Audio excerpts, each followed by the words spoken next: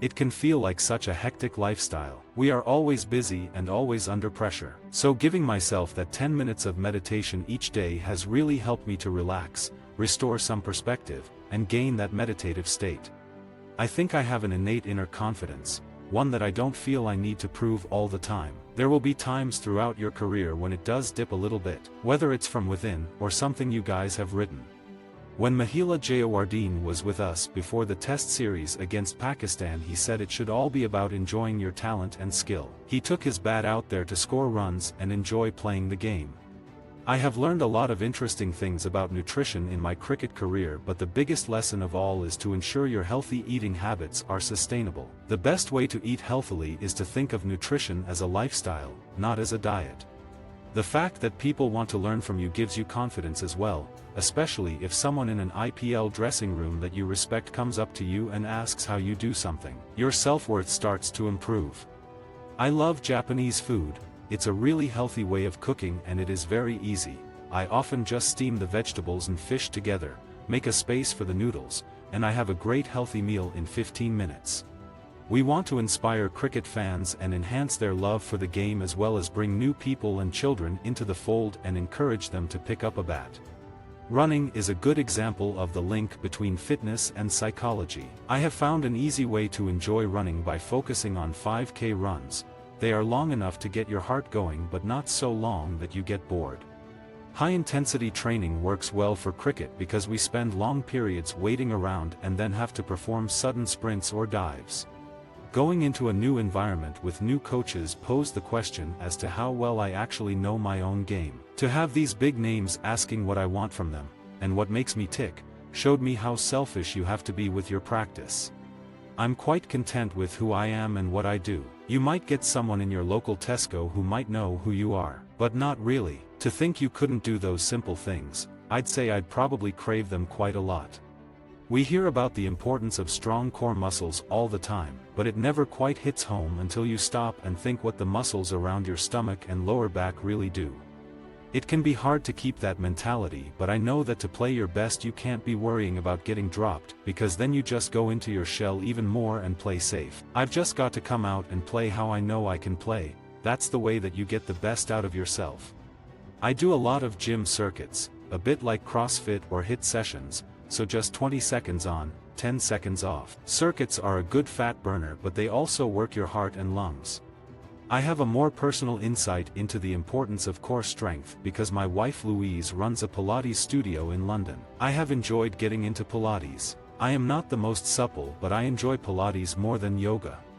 It's really important to have your escape away from cricket, whatever that is for the individual. I enjoy my time away from the game. That really refreshes me and lets me get excited for when I do go back in and play.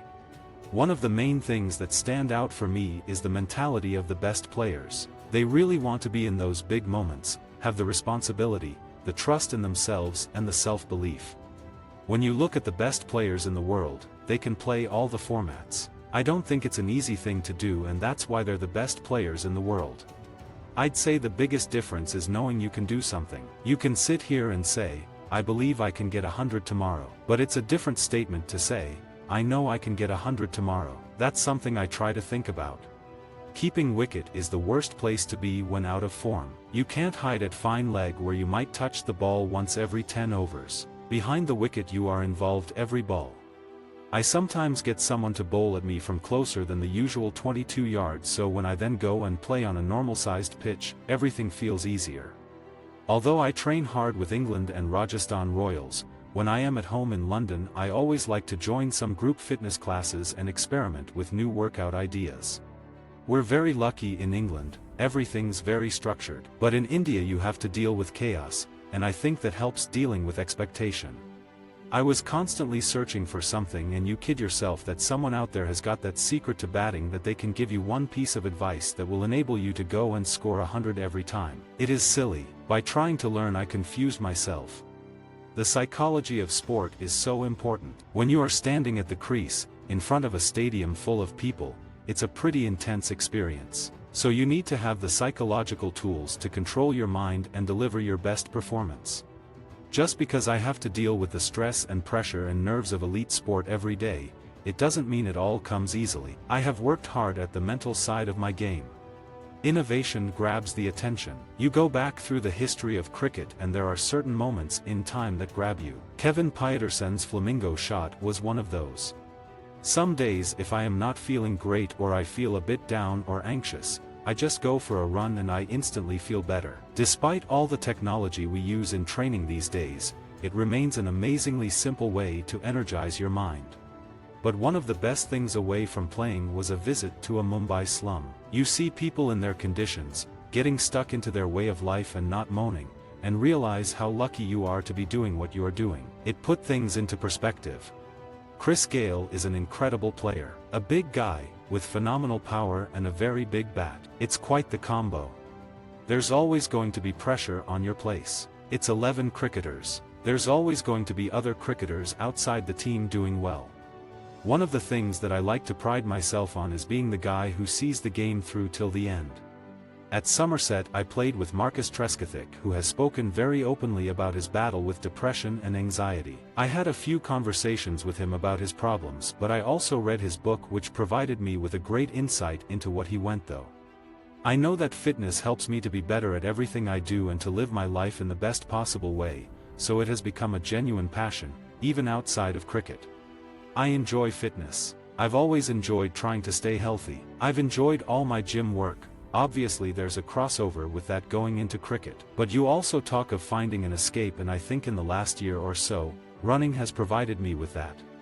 Whenever I have a problem, I always talk to someone away from cricket, usually a friend or a family member who is invested in wanting to help me but who won't give me a coach's perspective or a cricketer's perspective.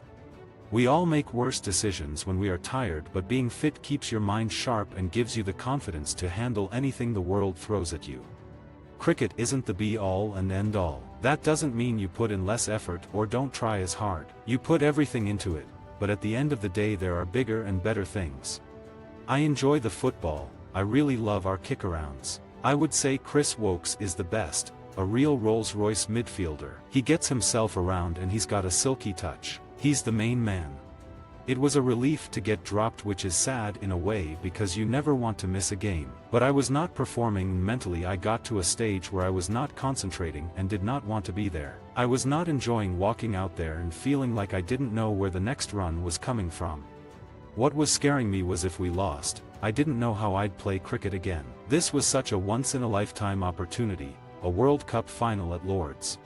I've always been a bit shy, especially in new situations. But I have that other side in me too. Cricket demands that you grow up fast. Playing in domestic tournaments as an overseas player, you're expected to score runs and bring a lot to the group. And I expect that of myself. The first time I played Test cricket, I did okay because I had no real expectations. I was just going to enjoy it. Then I lost that. India is such an attack on your senses and is unrivaled for the passion surrounding cricket. I was worrying about how Mitchell Starc, Mitchell Johnson or Josh Hazlewood would get me out and how I would counter it, but in doing that forgot how I was going to score runs and put pressure on them, which is what I'm good at. I have to be more focused on myself. Cricket takes so long. There's a lot of airtime to fill. Guys have to talk about someone's technique for half an hour. I feel maybe at times I've just been a bit too desperate to do well, almost tried too hard. But even though I haven't contributed as I would have liked, I've still enjoyed the cricket just as much. Early on, when I was playing the one-day stuff a few years ago and had a really poor start to my career, it was actually when I stopped worrying about getting dropped and about all the things that might go wrong that I started playing better. The only way I can meet expectations of myself and what I think I am capable of is to make sure my game is in order and I am doing things that allow me to perform at my best, to make sure my training is good, to make sure I am focused on watching the ball and not worried about the external expectations.